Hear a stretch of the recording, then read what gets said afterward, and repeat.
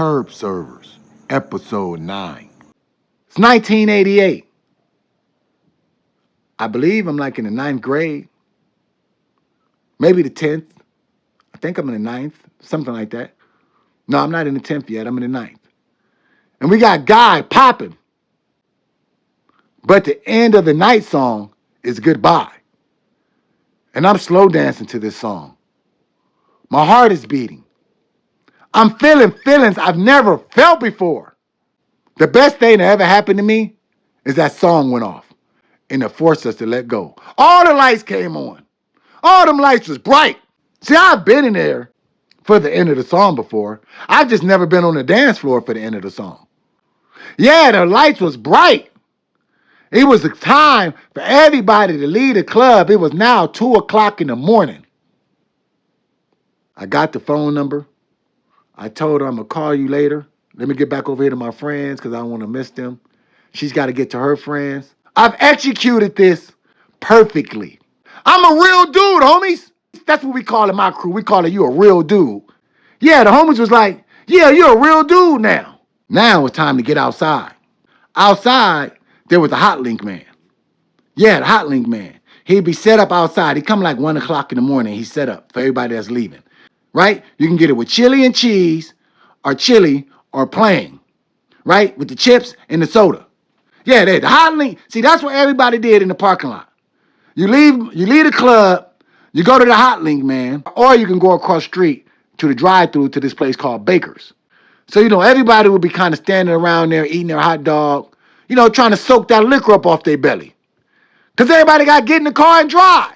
Yeah, we're not going to discuss DUIs. That's not even a consideration. No, you go get the hot link, man. You get your chili cheese hot link with some chips and a soda, and you got on the road. At the hot link, man, yeah, my boo Kathy and her homegirls was getting hot links. So I'm excited. I see her. She makes her move, though. See, I ain't got no game at this point. Obviously, she got some game. She said, hey, boo, I didn't know you was going to be at the hot link cart. You paying for my hot link? All my homeboys look at me. They just told me I was a real dude. They just patted me on the back. They just gave me a stripe. When you're in the Army or the Navy or, the Air Force, if you do something good, you get a stripe. Your rankings go up. I'm nervous. I don't want to lose this stripe. I don't want to pay for her hot link and all the homies look at me like I'm a sucker. Because I don't know how they feel about this. This is the first time I've ever been in this position. So I stutter a little bit. I said, yeah, of course. Of course I got you. Come on up here with us. Hey, her hot link's on me. The chips and soda too. He looked at me. All right, I got her. She's like, thank you. All her friends is impressed. When we got in the car and we on a 60 freeway on our way home, Freak Daddy Kev turned the music down. He said, yeah, man, I thought you was going to blow that one at the hot link stand. I said, what you mean? When that lady came up to you and that you was dancing with all night and asked you if you was going to pay for her hot link, I thought you was going to tell her no. I said, I almost did because I didn't want y'all to look at me like I was a sucker. So I was nervous. I almost told her no. He was like, nah, man, you put in all that work. Don't drop the ball now. Pay for her little hot link, man. That's your little boo. Because before that, I was afraid that some of the homies were going to take my stripes away I just earned that night of being a real dude. But Freak Daddy Kev didn't take no stripes on the way home. He solidified my stripes. Yeah, he didn't take no stripes. He said, no, you did the right thing. Now, if that was somebody you just danced with and moved on, yeah, I'd have called you a sucker. He said, but since you put in work with her all night, I never saw you dance with nobody. I haven't seen you look at nobody the rest of the night. Yeah, you might as well go in and finish it off and buy her goddamn hot link, some chips and a soda. I felt good. I felt real good. We put him back up on the block, like 3 o'clock in the morning. There's a couple of people out, but it's pretty quiet. It was a Thursday night. Now it's Friday morning. Back in these days, we had something called zero period, where most people class start at 8 o'clock in the morning. People that had zero period, their class would start at 7 in the morning. So you can get out of school a little earlier. I signed up from zero period the second semester of my freshman year. So I had class at 7 o'clock in the morning. So when we get back, I'm hanging out with a couple of the guys that's on the block, dirt bikes on the block, Benz on the block, Slicks on the block. Believe Jamsky might have been on the block.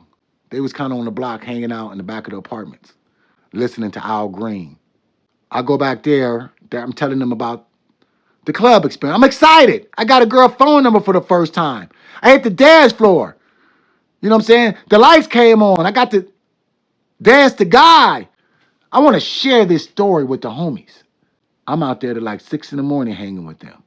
At some point, I realized, hey, I got to go to class. There's no passes. The homies are pushing the line. They're like, yeah, you better get your ass up and go to class. Don't even think about going inside and going to sleep. You decided to go hang out all night on a Thursday night. So you get your ass up and you go to class. This is the first time I ever showed up to school wearing the clothes that I wore the night before at the club. It was halfway good though, because let me break it down for you. I show up to school, uh, you know, 15 minutes to 7, because I want to hang out at school with a couple people. A lot of people that got zero period. We're our own little crew. We all show up at like, 20 minutes to 7, 15 to 7, hang out, shoot the shit, do whatever we do. So I show up, with the Buffalinos on, whatever pants I was wearing, my little black silk shirt. I got my stamp. The homies are like, damn, why you dressed like that? I'm like, yeah, I told you I'll be hitting the club or whatever. Yeah, we got back from the club hella late. We got some food and, was hanging out. And yeah, I didn't even get to sleep, man. I didn't get to change clothes. Yeah, I never thought about just taking a shower and changing clothes. No, I'm a youngster. No, this is like a stamp of pride. I want to show them that I got the same clothes on from last night. That's how poppin' I am. I ain't even slept all night. Matter of fact, this is just all one long day. They are looking at me like, what? And I'm like, yeah. And they're like, this is wild. I never forget. They looking at me like, wait, tell us about the club. And I'm telling them, about the night with Kathy. And I'm showing them the number. And that she got a number that's not 213. And she's from Ontario. And we was eating a hot link in the parking lot till like almost 3 o'clock to like 2:30 in the morning. Yeah, the whole 9 yards. Now, school starts. I'm moving throughout school. I'm seeing certain homies. They looking at me like, why are you dressed like that? Is there something going on? Anybody who even look at me strange, I can't wait to go tell them. Yeah, I was at the club last night. Even one of my teachers, one of my math teachers. I never forget her name. I'm not going to drop her name on here, but she looked at me. She said, hey, what? You dress different today? I said, yeah, I went out last night. That's all. She looked at me like, what? But she left it alone. Yeah, I didn't have no problem telling anybody that asked. It was a bragging point for me. Yeah, I wanted to separate myself from everybody my age, all my peers. I want everybody in school to know, yeah, I'm living a different life. What they call it nowadays, yeah, we turning up. That day in high school was different. There was a lot of people starting to talk about me. I was getting attention that I wasn't used to getting because only certain people knew about this lifestyle I was living. It was like a secret. But that day was the first time I was stepping out the closet far as, yeah, I'm dressed different because I'm rolling with my homies to the club at night. It was crazy for some of my sophomore and junior friends to hear these things. They're like, what? I'm like, yeah, nah, the homies out the neighborhood that go to high school with me, they are bagging it up. Yeah, they my, what they call it? That's my source. Yeah, because there's a lot of people. Yeah, we, at lunchtime and people, I'm at the lunch table and people looking at me like, you full of shit. But there's homies from the block that go to school with me. The homie Skeeter walked by. Skeeter was like, hey, what's up? Hey, you went out with them last night? I was like, yeah. That was one of the first people to ever solidify me in high school. Was my homeboy Skeeter. Skeeter was my next door neighbor. His mama and my mama was real tight. Yeah, but Skeeter could hit the clubs with us, not yet. He will later. But right now, he can't do that. His mama got a lock on him. But he's in the business of what's going on. He just can't participate. So Skeeter walk up And Skeeter, he like the star of the football team. So he know everybody. Skeeter like, hey, what's up? You went out with the homies? I'm like, yeah. I'm like, we was out all night. I got with some girl named Kathy. We was dancing. I got her number. I said, it was wild. And now everybody's looking like, holy shit. I'm not arguing with nobody. Either you believe me or you don't. So now I'm starting to get some respect. A lot of the 11th grade and 12th grade girls that was listening to this conversation, yeah, they looking at me different. They like, wait, you telling the truth. The following week, I come to school. When I go to sit at the table, it's like 3 or 4 tables that, a lot of us that kind of sit. And me, I don't really sit with like my friends from my block I grew up with, or, friends I know from different reasons. I'm always kind of sitting with Skeeter friends. Skeeter was my neighbor, and he was like one of my best friends. More like my big brother. He was a star, one of the stars of the football team. So he knew everybody in school. Knew everybody. And so long as I hung with him, I knew all the popular kids. So I was always sitting at the table with like the juniors and seniors who was the popular kids, because one of my best friends was kind of the up-and-comer popular kid. He was a sophomore, but he played varsity. So he knew all the juniors and seniors. Yeah, I was in. Because Skeeter walked up and validated my story. So the following week, when I would sit with the older kids, everything I said was word. Back then, we had a saying. It was called word, right? Whenever somebody said word, that meant it was the truth. That meant there was no lie in that statement. When the following week's coming up, I'm treated a little different. When I'm talking at the table about whatever experience I'm going through, it's word. Nobody's questioning me. Because I'm not sharing too much. I'm just sharing, like, if we hit in the club, stuff like that. Just a little gossip. We're not talking about the crack sales on the neighborhood. I don't even talk about that at school. That's against the rules to talk about. That's how you get kicked out the crew. Talking about crack at school. We don't talk about that. Matter of fact, one of the janitors that worked at our school was one of the customers. Y'all would see him sometime. And he was very confident because he knew I didn't talk. He would see me, I'd be like, hey, what's up? What's up? Let me tell you another statement. One of the football coaches on the football team also was somebody that was buying crack. Yeah, but he wasn't buying crack from our block. He was buying crack from the Jamaicans. How do I know? Because I was in the big house and I was kicking it in the kitchen the day he came in and got a 40. And I looked out the kitchen because his voice sounded familiar. And I saw him. And he didn't see me. And I said, what? That's one of the football coaches. What? So when I was in high school and I saw that coach, I always knew that coach was a crackhead. But you got to remember, this is the beginning of the crack times. So most of these people are what we call functional crackheads. Yeah, these are functional crackheads at this point. In 87, 86, 85, 88. Some of them are gone. Everybody has a different timeline to when you go from a functional crackhead to a full-blown crackhead. There's a difference between a functional crackhead and a full-blown crackhead. Most of these people were functional crackheads. And then you have some full-blown crackheads. I was very comfortable at talking about my nightlife and the different social clubs I was around, but I would never discuss the business of the block at school. Never discuss. Matter of fact, it was only like 2, maybe 3 kids in all of high school that even knew that we were kids that was into that world, right? My homeboy's Lips, obviously, because he was in that world. And I think Lips dropped out of school in like the 9th grade. I don't think I ever saw Lips past the 9th grade. And me and Lips never talked about us selling crack at school because it was kind of embarrassing. That meant your parents was losers. Yeah, that's how the 11th graders, the 10th graders, the 12th, they're going to look at you like your parents is losers. So it wasn't like you running around bragging that I'm a D-boy. You're just trying to fit in. But you are living a lifestyle that these other high schoolers, they're not living. They're getting $5 a day for lunch. and they're getting nice school clothes bought for them. That's their lifestyle. $5 a day for lunch. Yeah, I'm beyond that. Matter of fact, by the time I leave the ninth grade, I'm finna buy my first car. Let's talk about it. I'm Monte Carlo, 1973. Yeah, I'm on the block. I'm like towards the end of the ninth grade. Me and Murdoch.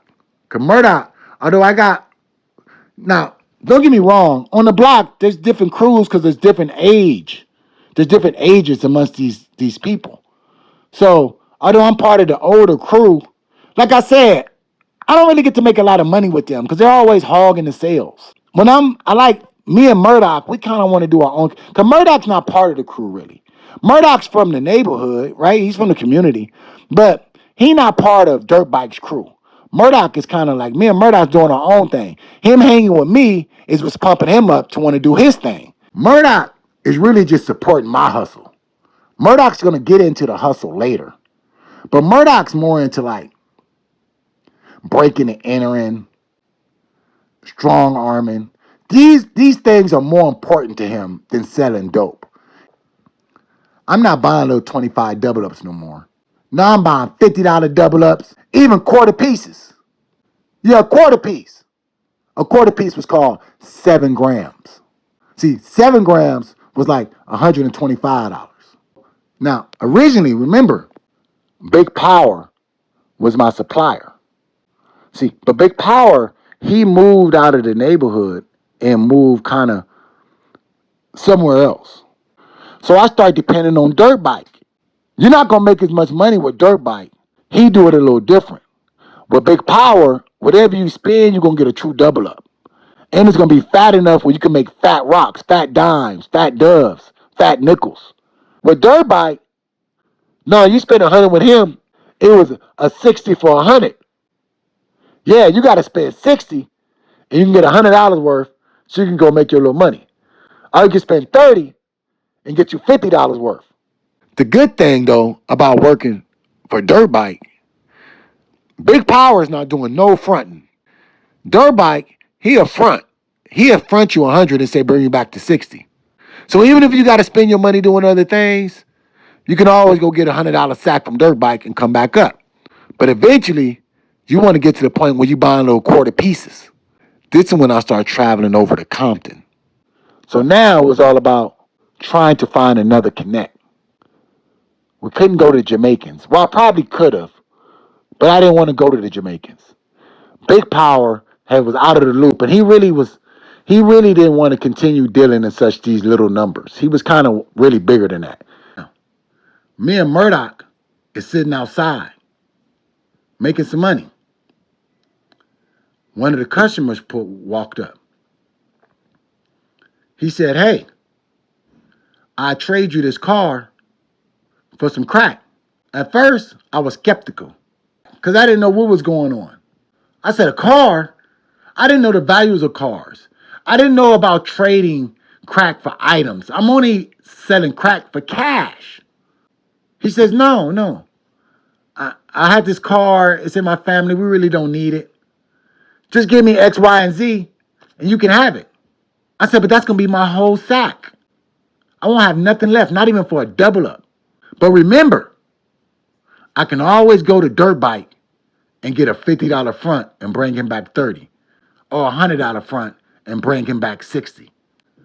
I look at Murdoch. Murdoch look at me like, "Man, what are you thinking of?" He snatches the crack out of my hand, gives him all the crack. Every piece of crack we got, we give it to him. Take it and take the extra. Take it. Just give us the keys and give us the pink slip. He give us the keys and a pink slip. I'm in the ninth grade. I just bought a 1973 Monte Carlo. But here's the kicker. I ain't never drove a car before. Let's talk about it. That is the end of episode 8. I'll be back with episode 9 real soon.